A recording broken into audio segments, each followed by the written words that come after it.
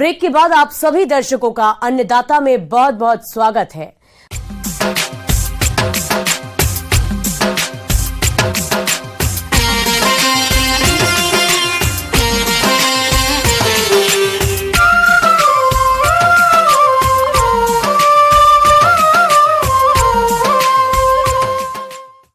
किसान भाइयों, अरहर एक लंबी अवधि वाली फसल है जो कि खेत में लंबे समय तक रहती है, लेकिन कभी कभी जलभराव, कम वर्षा या कीट व्याधियों के प्रकोप के कारण किसान इस फसल से वो लाभ नहीं ले पाते जो कि उन्हें मिलना चाहिए। ऐसी स्थिति में किसान अगर अरहर के साथ 2 या 2 से अधिक अंतर्वर्तीय फसलों की खेती करें तो वो होने वाले इस नुकसान से बच सकते हैं। तो किसान भाई खरीफ में अरहर के साथ अंतर्वर्तीय फसलों की खेती किस तरह से करें, इस विषय पर विस्तार से जानकारी दे रहे हैं बिहार कृषि विश्वविद्यालय भागलपुर के कृषि वैज्ञानिक डॉक्टर महेश कुमार सिंह।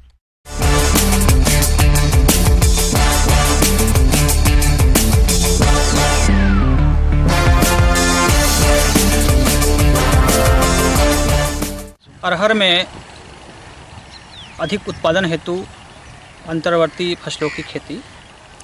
किसान भाइयों, इसके लिए हमें यथासंभव अरहर की बुआई मेड़ों पर कतारों में करनी चाहिए। अरहर की बुआई के समय ही हमको विभिन्न दलहनी या तेलहनी फसलें या अन्य फसलों को अंतर्वर्ती फसलों के रूप में उगा करके लाभ लिया जा सकता है। किसी एक फसल के साथ दूसरी फसल को उगाना जिसमें कि एक फसल का दूसरी फसल पर कोई प्रतिकूल प्रभाव ना पड़े बल्कि एक फसल से दूसरी फसल को फायदा ही मिले, ऐसी विधि को सहफसली खेती कहते हैं। सहफसली खेती करने में कुछ बातों का ध्यान रखना जरूरी है, जैसे कि दोनों फसलें एक जाति की नहीं होनी चाहिए, एक फसल की छाया दूसरी फसल पर नहीं पड़नी चाहिए, दोनों फसलों का पोषक तत्व उपयोग करने का स्तर अलग अलग होना चाहिए। सहयोगी फसल मुख्य फसल से जल्दी पकने वाली और बौनी होनी चाहिए। सहयोगी फसल के कीट एवं रोगों का फैलाव मुख्य फसल पर नहीं होना चाहिए। वही सहयोगी फसल मुख्य फसल के बढ़वार पर कोई प्रतिकूल प्रभाव नहीं डालती हो। यदि अरहर के साथ उगाई जाने वाली सह फसल की बात करें तो इसमें मुख्य रूप से अरहर और मक्का, अरहर और मूंगफली, अरहर मूंग या उर्द, अरहर और तिल, अरहर और बाजरा तथा अरहर ज्वार आदि की खेती सफलतापूर्वक की जा सकती है। तो अरहर की विभिन्न प्रजातियां जैसे मालवी 13, बहार, नरेंद्रवन, इन प्रजातियों को लगाया जा सकता है। तो जनरली हम अपने बिहार राज्य में अरहर की बुआई 60 से लेकर 90 सेंटीमीटर की दूरी पर करते हैं, लेकिन जब हम अंतःवर्ती फसल के रूप में खेती करना चाहें तो कोशिश करना चाहिए कि कतारों से कतारों के बीच की दूरी 90 सेंटीमीटर रखें। और अगर हमें उसमें सोयाबीन लेना है तो 2 कतार सोयाबीन का ले लेंगे, मतलब 1:2 का रेशियो, 1 कतार अरहर का, फिर 2 कतार मड़ुआ का, या 2 कतार सोयाबीन का, या 2 कतार मूंगफली का। और अगर हमें बाजरा लेना है या फाडर सुरगम लेना है तो 1 कतार अरहर का 90 सेंटीमीटर के बीच में, फिर उसी में 1 कतार हम बाजरे का या फाडर सुरगम का ले लेते हैं। तो इस प्रकार से कतारों के बीच में हमें प्रबंधन करना होता है और कोशिश करना चाहिए कि पर्याप्त स्पेस रखें। तो हम बात करते हैं अरहर के साथ बाजरे का अंतर्वर्ती फसलें। तो बाजरे की कुछ प्रजातियां हैं, पूसा हाइब्रिड 1201, पूसा हाइब्रिड 1202, जैसे प्रोग्रो 9450, 9450 प्लस इत्यादि को अंतः फसलों के रूप में लिया जा सकता है। बाजरे की इन प्रजातियों को कतारों के बीच में 1 लाइन अरहर और 1 लाइन बाजरा का दे दिया जाता है। इस प्रकार बाजरे की भी उत्पादन हो जाती है और अरहर की भी उत्पादन हो जाती है और किसान भाई को ज़्यादा लाभ मिलता है। अरहर और मक्का की सहफसली खेती।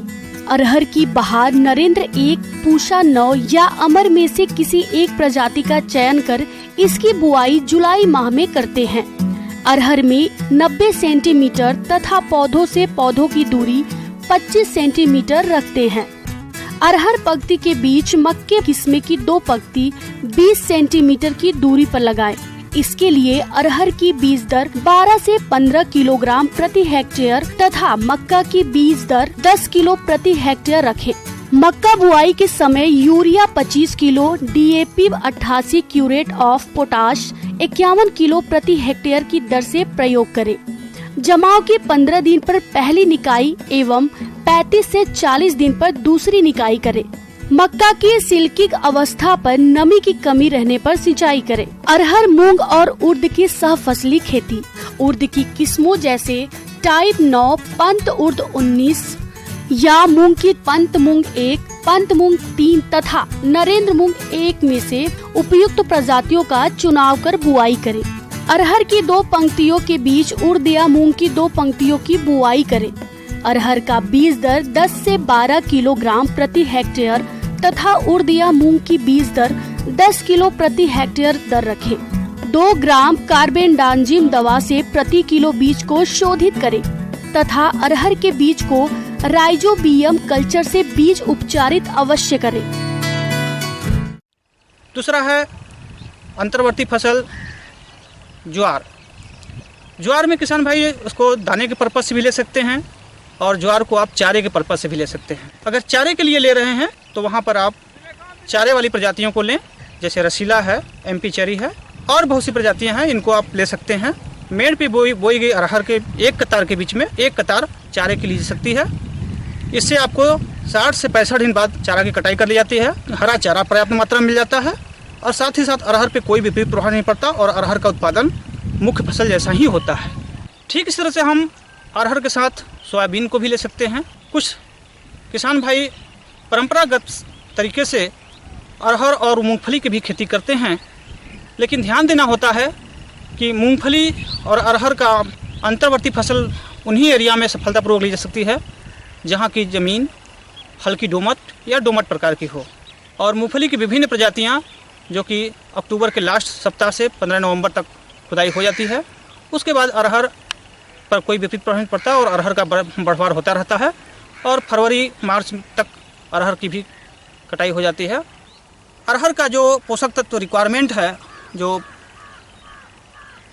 पोषक तत्वों की ज़रूरत पड़ती है, वो 20 से 40 किलोग्राम नाइट्रोजन, 50 से 60 किलोग्राम फास्फोरस और 40 किलोग्राम पोटाश देने की ज़रूरत पड़ती है प्रति हेक्टेयर। लेकिन जब हम इसमें अंतर्वर्ती फसलें लेते हैं तो हमें कोशिश करनी चाहिए कि अंतर्वर्ती विभिन्न फसलों की जो पोषक तत्व रिक्वायरमेंट है उसका कम से कम आधा मात्रा अवश्य दें, जबकि अरहर का पूरा पोषक तत्व हमें देना पड़ेगा। इन पोषक तत्वों में फास्फोरस और पोटाश की पूरी मात्रा बुआई के समय दें और नाइट्रोजन का 1/3 मात्रा बुआई के समय दें। बाकी नाइट्रोजन के 2/3 मात्रा को 2 बराबर भाग में बांट करके इंटरक्रॉप की आवश्यकता अनुसार तथा मुख्य फसल की आवश्यकता अनुसार उसको 2 बार में स्प्लिट करते हैं। आइए अब जानकारी लेते हैं सहफसली खेती में रखी जाने वाली सावधानियों पर। मुख्य फसल की बुआई पहले करें, बाद में गौड़ फसल की बीज को आपस में मिलाकर बुआई न करें। गौड़ फसल की फसल अवधि कम होनी चाहिए और इसकी कटाई सावधानी पूर्वक करें, जिससे कि मुख्य फसल को कोई क्षति न हो।